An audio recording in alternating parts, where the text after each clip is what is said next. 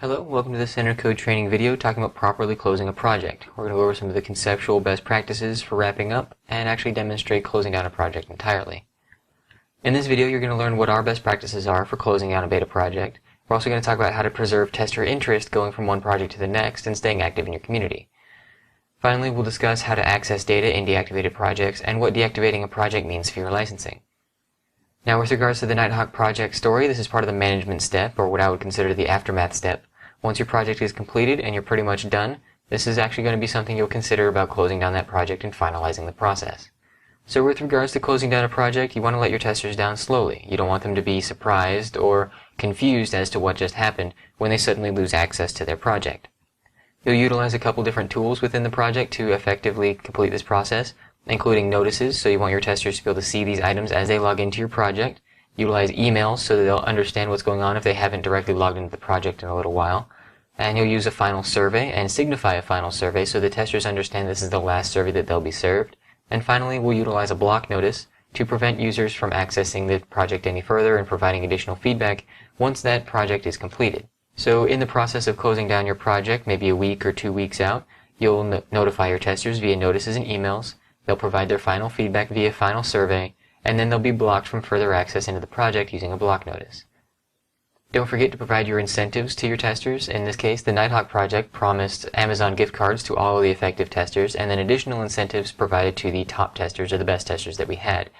So in that regard, one of the notices that we're going to include in these final steps is going to be the incentive notice, providing our testers with that information in their gift codes.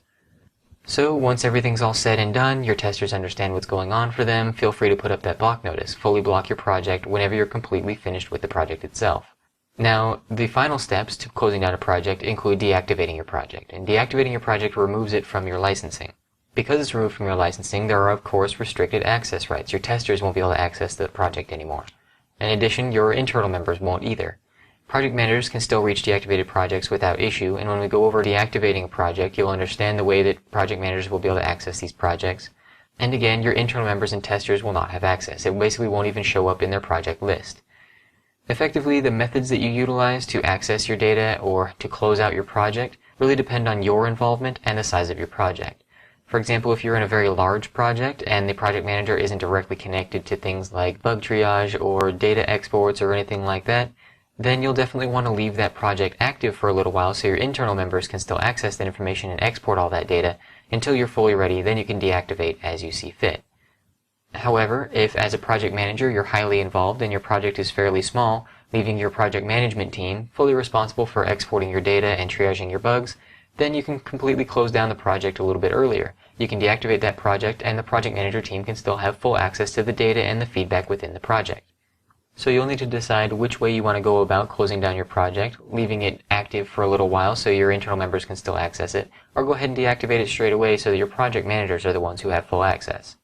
On that note, let's go ahead and jump into the Nighthawk project. From here we're looking at the project homepage, but we're actually going to step through the resources that we have within the Nighthawk project corresponding to closing down our project.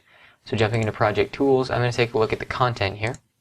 And in content I have a thank you gift, and you can see I've already got my home stretch message activated. So from here you can view the home stretch message, which provides some information, thanks the users for their continued participation, and lets them know that the project will be closing soon. You'll want to kick this notification into the notice chain about a week before the project closes down, maybe a little bit longer than that, so your testers understand that this isn't something that's going to go on forever, that they need to get their information and their surveys completed and whatnot in a fairly timely manner. Going back to content management, a couple days after that perhaps, you'll be able to provide your incentives and your final survey. As such, you'll activate your thank you gift message here, which we have. I'm going to go ahead and view it here, and you can see the instructions for redeeming their Amazon gift codes and their gift certificate value there along the bottom. So this will be part of the notice chain where your testers will be able to view that, and we're going to jump into the surveys section of the project tools and view the final survey. So here you have your final survey for the testers. Overall experience with the product, rating of convenience, things like that. Was this your first beta test? Basically this information is more conceptual and an overarching closing down method than it is getting the final little bit of information or running their final test on your product. Now keep in mind that running the final test on your product is completely valid. If that's going to be your final survey, then by all means, just let them know that's the final survey that they'll be submitting. So once you're ready for that, go ahead and activate that. And so now we have a process of a final stretch message that we've already seen. Then they'll be given their incentive codes and their final survey. And then after a little bit of time, you'll go ahead and utilize a block notice to close the project. So again, jumping back to Project Tools, take a look at Content, and we have a testing close message here that we can activate. And that's going to be on the very top of the notice chain, basically ensuring that your testers see that first and therefore don't view any other information and can't access the project in any way. So viewing that notice, you can see here it's letting the testers know that their testing is complete, that we appreciate their contribution. We've also got their gift code in there again in case they missed it, because now they can't access it in the left-hand menu anymore. So they can see that there every time they log into the project. Keep in mind though that there are some very important messages in this single block notice. For example, the keep your eyes and ears open for future tests helps encourage your testers to stay engaged in the community and keep their eyes open for a new test for them to apply to. Additionally, there's that last message there about staying active in the Viridian Dynamics community for their chance to test the next product. Basically, you want to leave this fairly open-ended. Think of it like a sequel to a movie. You want to make sure that your testers understand that there will be more coming up.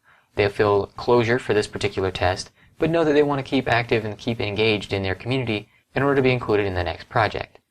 So once all this is set out and you're finished, your testers have been blocked for a while, you've got all of your data out, and you're ready to go ahead and remove this project from your licensing, we're going to deactivate the project. So to do that, you want to look at your community homepage, and as the project manager, go ahead and jump into the development department there along the bottom, whichever department holds your project.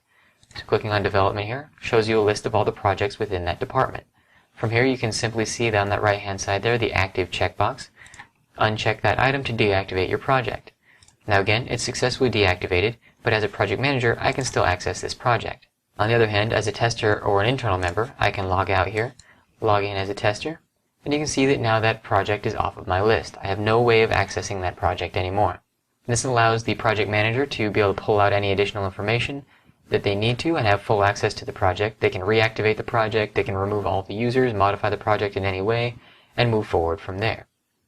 So as a tester, I understand that this project is now completely closed, it's off my list, and I understand exactly what happened. I know to expect my incentives if I've qualified for that.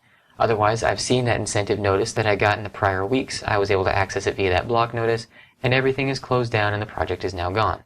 So in this video, we covered our best practices for closing down a beta project, including letting your testers down slowly, make sure they understand exactly what's going on and why the project is no longer on their list. We also talked about preserving tester interest by keeping things open-ended as far as their involvement in the community. You want them to understand that there will be more things coming up for them and that they need to stay active here. Finally, we talked about accessing data in deactivated projects and whether or not deactivating right away is right for you. Again, if you need your internal members to be able to access that information for an extended period of time, simply block your testers or remove project access via roles for those testers and leave it open for your internal members.